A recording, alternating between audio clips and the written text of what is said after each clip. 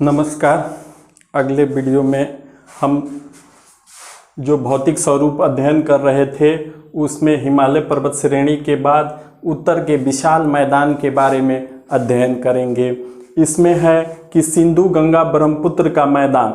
सिंधु गंगा ब्रह्मपुत्र का मैदान उत्तर के विशाल मैदान में महत्वपूर्ण यह होता है। सिंधु नदी, गंगा नदी और ब्रह्मपुत्र नदी तीनों नदियों से जिस मैदान का निर्माण हुआ है वही उत्तर का विशाल मैदान है। इसका क्षेत्रफल 7 लाख वर्ग किलोमीटर है जो पश्चिम से पूरब की ओर 2400 किलोमीटर तक फैला हुआ है और इसकी चौड़ाई 150 से 500 किलोमीटर है। समुद्र तल से इसकी ऊंचाई 240 मीटर है।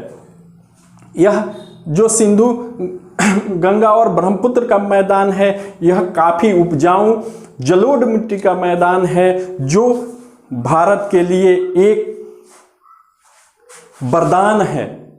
जो हम कहेंगे कि सिंधु गंगा का ये उपजाऊ भूमि भारत को समृद्ध बनाती है और इसके जनसंख्या के लिए यह एक महती भूमिका निभाती है। भारत की जो सबसे सघन जनसंख्या है इसी क्षेत्र में निवास करती है। यह भारत की भोजन रोटी देने वाली यह अद्भुत भूमि है जिसके 4 भाग होते हैं। पहला है पश्चिम मैदान या पंजाब मैदान।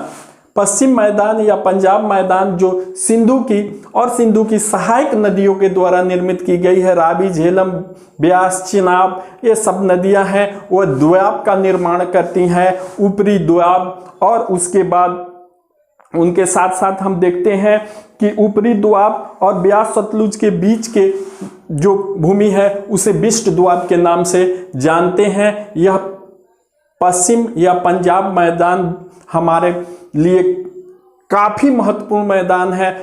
यह सिंधु नदी और उसकी सहायक नदियों के द्वारा पंजाब के भूमि को सिंचित किया जाता है और पंजाब को समृद्धशाली कृषि के रूप में यह नदी उसे एक स्थापित करती है, एक पहचान देती है। उसके नीचे आते हैं तो राजस्थान का मैदान है। जो राजस्थान का मैदान है वह शुष्क है, वहाँ पे थोड़ा बालू का स्तूप वगैरह मिलता है। वह क्षेत्र यहाँ पर मात्र एक नदी जो बरसात के समयों में ही कच्छ की रन तक बहती है, लूनी नदी राजस्थान की। यह भूमि भी उपज के हिसाब से इसका कुछ भाग श्रीगंगानगर क्षेत्र का ये सब इलाका काफ़ी समृद्ध है और उनके सिंधु घाटी के ही सिंधु नदी के ही भाग से यह बने हैं। बार बार सिंधु घाटी आ जा रहा है, सॉरी। इसके लिए सिंधु नदी के ही भाग से इसका भी जो कहिए सृजन या उनके प्रभाव से ही कुछ इसका पोर्शन जो राजस्थान के मैदानी क्षेत्रों का है उनका सृजन हुआ है। राजस्थान की एक मात्र नदी कहिए जो कच्छ की रन तक जाती है और वहाँ वह त्रिभुत हो जाती है और यह कर्क रेखा को 2 बार ये काटती है, लूनी नदी।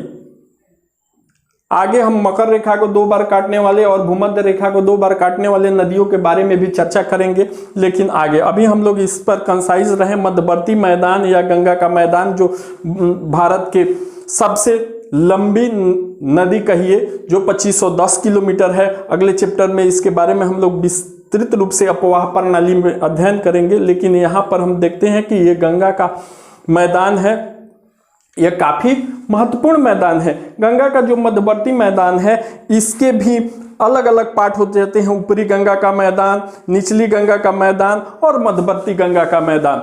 ऊपरी गंगा का मैदान गंगा के जो उसके 2 भाग, एक बाएं हिस्से से एक दाहिने हिस्से से बहुत सारी नदियां आके मिलती हैं और अलग अलग उनके द्वारा जो जलोढ़ लाए जाते हैं, जो पंख लाए जाते हैं, उनका निक्षेप किया जाता है और उस निक्षेप से प्रतिवर्ष भूमि नवीन हो जाती है। नवीन जलोढ़ के कारण उपज काफ़ी बढ़ जाता है।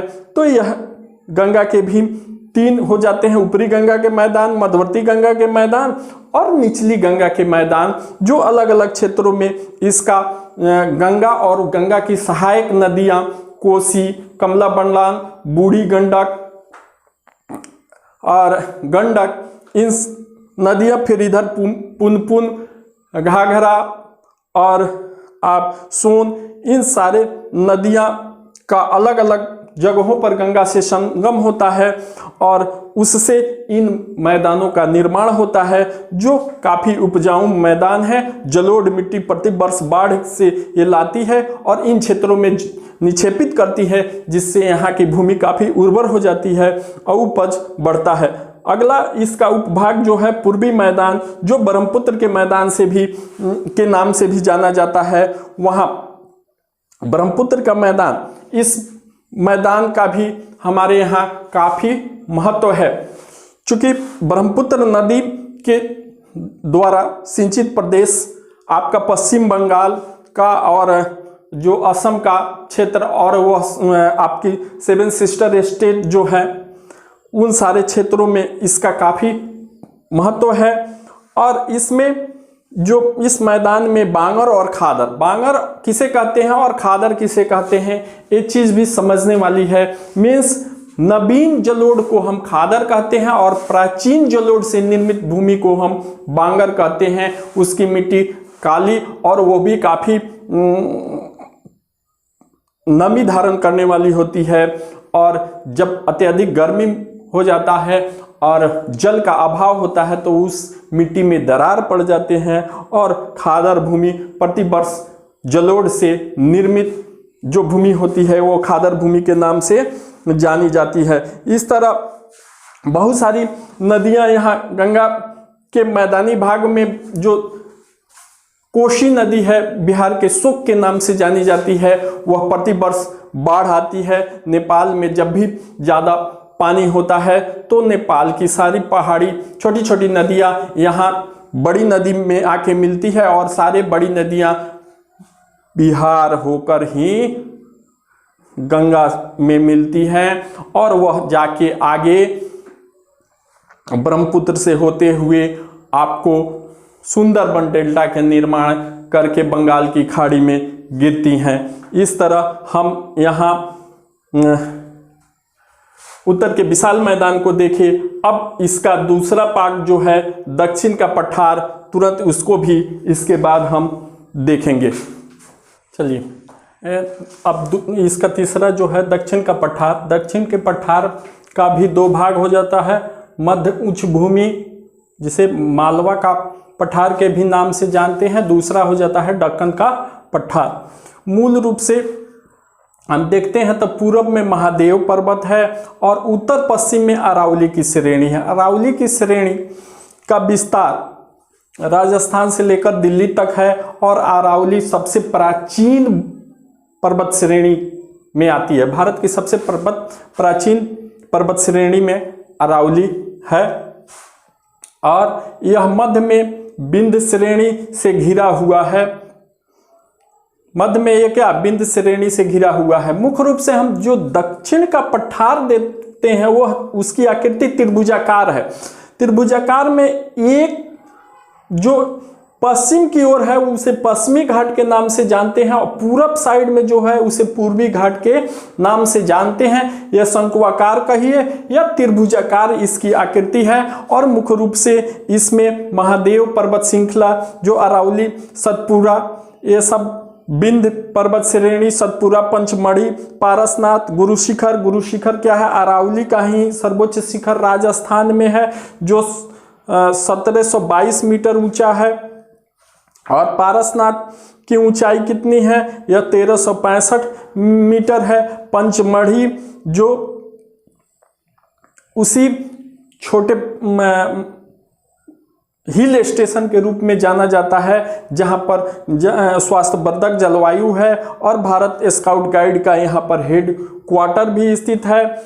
और इस पर्वतीय नगर पर बहुत सारे घूमने वाले जगह है। सतपुड़ा के घने जंगल के बारे में आप जानते पढ़े होइएगा इन सारे क्षेत्र जो पारसनाथ की पहाड़ी, पंचमढ़ी, सतपुड़ा, विंध्याचल और महादेव पर्वत, अरावली पर्वत श्रृंखला, ये सब मध्य भूमि जो मालवा का पठार है, दक्षिण के पठार का ही भाग है। इसका दूसरा जो भाग होता है वो दक्कन का पठार है। दक्कन का पठार जिसे दक्कन ट्रेप के भी नाम से हम जानते हैं, जिसकी क्षेत्रफल 5 लाख वर्ग किलोमीटर है। यह लावा निर्मित पठार है दक्कन ट्रेप या दक्कन का पठार, जिसकी अधिकतम गहराई 2134 मीटर है।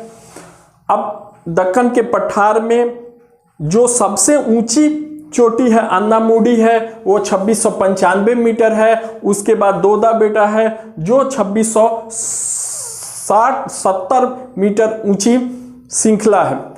अब यहाँ जो पश्चिमी घाट है, इस पर बहुत सारे कटे फटे पर्वत श्रृंखला है, सह्याद्री है, और पश्चिमी घाट और पूर्वी घाट का मिलन स्थल जो है यहाँ पर नीलगिरी पर्वत श्रेणी है। नीलगिरी क्या है, मौसम के अनुसार वहाँ अत्यधिक हरियाली होती है और मौसम के अनुसार वो अपना पर्वत रूप भी बदल लेता है। पश्चिमी घाट पर थाल घाट और भोर घाट, ये आपके दो दर्रे हैं। पूर्वी घाट पर पाल घाट दर्रा है। और इस तरह हम देखते हैं कि गोवा से लेकर मुंबई तक का तट जो होता है कोकण तट के नाम से जाना जाता है। उसके बाद मुंबई से लेकर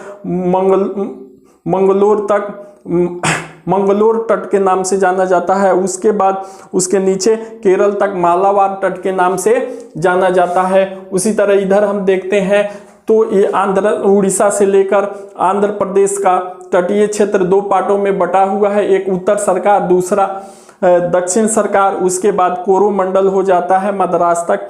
इस तरह यह पर्वतीय क्षेत्र काफी महत्वपूर्ण है पर्वत की दृष्टि से भी। और इसमें जो छोटी छोटी नदियां बहती हैं, उन नदियों से निर्मित यह भ्रंश घाटी में नर्मदा और ताप्ती दो महत्वपूर्ण नदियां हैं भारत की, जो इन्हीं घाटियों से बहते हुए एस्चुअरी का या ज्वार नदमुख का निर्माण करती है और अरब सागर में गिरती है, जिसे ड्रेनेज सिस्टम में हम मुख्य रूप से देखेंगे। लेकिन ये सब जो भ्रंश घाटी का क्षेत्र है, लावा निर्मित क्षेत्र है, यह काफी प्राचीन और काली मिट्टी वाला क्षेत्र है। ये महत्वपूर्ण भाग हुआ हमारा दक्षिण का पठार का, जिसे हम अलग अलग पार्ट में बांटकर और इसे मूल रूप से नक्शे पर भी दिखाकर इसे हम आप लोगों के बीच सरल ढंग से प्रस्तुत करने का एक छोटा प्रयास किया है। और इस तरह हम इस चैप्टर को आसान बना के पढ़ाने का कार्य कर रहे हैं। और इसके बाद तटीय मैदान और भारतीय मरुस्थल और द्वीप समूह, इन तीनों को हम एक ही वीडियो के माध्यम से तीनों को समाहित कर लेंगे। और मिलते हैं फिर अगले क्लास में इन भौतिक स्वरूप के इन 3 भागों के साथ। तो आज का क्लास इतना ही, अगले क्लास में हम फिर मिलते हैं। धन्यवाद, नमस्कार।